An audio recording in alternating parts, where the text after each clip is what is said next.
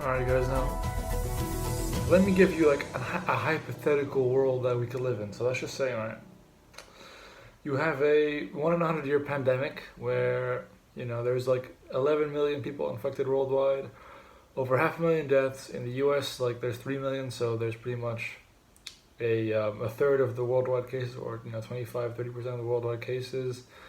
Over 100,000 deaths. And at the same time, you have 20%, 25% unemployment rate according to the Fed, even though the headline, or like, on Google it says 16, but really it's 25% according to the Fed. And at the same time, you also have a huge social kind of justice movement for racial equality and for, a against police brutality that has been an aspect of American culture, society for a long time. Let's just imagine these three things happening at the same time, and you have a man in the White House, and he's running for re-election. The same if this is all happening, he's going to be running for re-election now. There's many things he could do here that could help, because you know what they say. Never let a good crisis go by unscathed. So essentially what this means is, if you're in power, you use the crisis to help you out, You should do that. I mean, listen, as far as I can see, like there's like the majority of world leaders have had their approval ratings go up, or those that actually like treat this thing seriously. So, all right. So I've set the stage for you all now. Imagine, just guess what the man in the White House would be doing right now. I'll give you 3 seconds.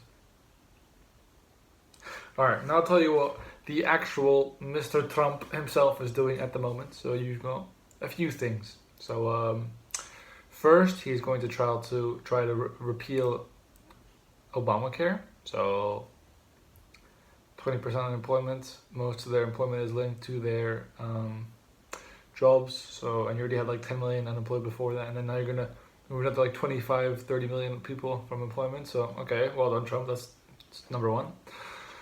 Number two, he decides, or the government, frankly, the entire Senate, the House, everybody, because they're all corrupt frauds, they decide to bail out the corporations. They essentially socialize the losses.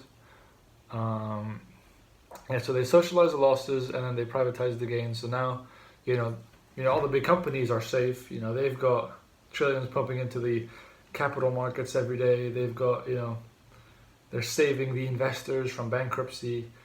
They're paying the banks what the landlords would usually pay. They're buying corporate bonds, so the companies can keep investing and spending money. But ordinary people, they're getting laid off like never before.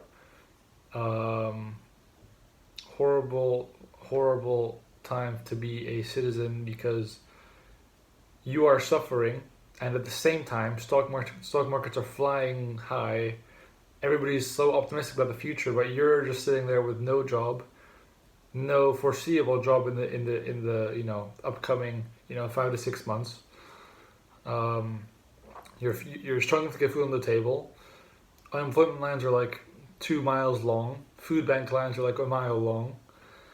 But then again, your president, you know what he decides to do? He decides, all right, guys, instead of paying people, you help out the employers because they no longer have to pay their employees, and you help the employees because now, they still have their health insurance, they still get paid.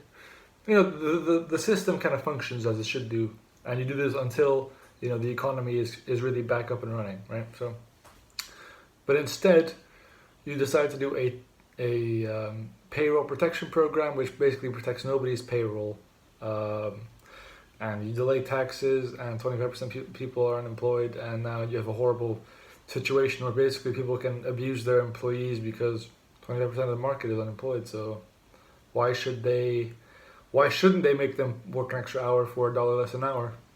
Because I'm pretty sure 25% of the country is unemployed. So now all the power is in the employer's hands. So anyway, that's fun. And then on top of this, there's a whole, Black Lives Matter movement. People are saying, oh, Trump did a bad job in the response to Black Lives Matter. He cleared out a peaceful protest to get a picture with a Bible. All these questionable things that he's done. But instead of focusing on important things that I just mentioned, he decides, you know what, guys, we will make a National Heroes Garden in Washington. So we'll get all the important statues: Martin Luther King, Abraham Lincoln. These important people in American history, and we're going to put them in a garden, and we're also going to make it so that anybody who vandalizes a statue gets 10 years in jail. So everybody's talking about prison reform, police reform, and this guy's saying, running victory laps, saying, guys, look at me, I made a 10-year long maximum jail sentence for people that vandalize statues. Right. So by the way, that's longer than if you stole a car. If you stole a car, you don't get 10 years. So somehow, still, vandalizing a statue is worse than stealing a car. Anyway, so this is serious, business right here. So this guy, he's gone full on culture war. And by the way, I forgot to mention this in the beginning. You're down 10, 12 points in just about every, large scale poll that's rated B plus to A plus on 538. So people really want their lives back. People want to go back to work. People want to at least have food on the table. People don't want to be scared that their loved ones will die of a virus that's going around. And instead, you decide to remove a large amount of people from their health insurance to make vandalizing a statue some felony, and then on top of all this, you decide, you know what, guys, you know what time it is? We're gonna do an infrastructure program, but not for roads. No, we're gonna make a garden with all of our statues that will be finished by 2026. So this is gonna be a 6-year long program. Like, what are they building? A monument? Like, what is this, fam? So yeah, basically Trump's gone full on culture war, and he basically is trying to give it, like Biden, like, please take this. Like, Biden does not even want, he's hiding in his basement, he's waiting for Trump to do these things, and Trump is falling for it every time. Like, nobody cares about a garden. Nobody cares about having a 10-year sentence for a thing. Those are only the most radical Trump-based people that will vote for you whatever happens. You can kill a dog, outside their house, and they'll still vote for you. So that's basically what's happening, and he's losing those, because nobody really wants to vote for. Like, there's literally no optimism for Biden whatsoever, but he still somehow manages to not get those people's votes by doing some useless culture war shit that nobody cares about. And by the way, what he should be running on is on China, how it's going to deal with them, because nobody really likes China at the moment, and frankly they're the culprit of a lot of bad things in America. So job loss, a pandemic, a horrible communist authoritarian government, genocide, killing Muslims.